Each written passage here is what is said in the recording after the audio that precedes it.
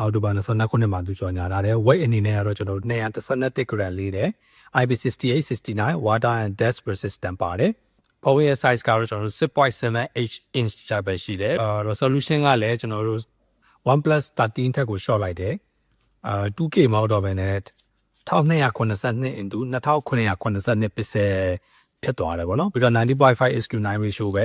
screen ကကြတော့ကျွန်တော်တို့ Corning Gorilla Glass Victus 2နဲ့2လောက်ထားပေးတာပေါ့နော် platform မှာတော့ကျွန်တော်တို့ Android 60ကို ColorOS 60နဲ့လာမယ် chipset ကတော့ကျွန်တော်တို့ Snapdragon ရဲ့အခုနောက်ဆုံး latest greatest Snapdragon 8 Elite Gen 5နဲ့လာတယ်3 nanometer chip ပေါ့နော် base model ကတော့ကျွန်တော်တို့ RAM 12မှာ256 GB နဲ့လာပြီးတော့အများဆုံးကတော့ RAM 60ကို1 TB ရမယ် UFS ကတော့ 4.1 နဲ့ပဲ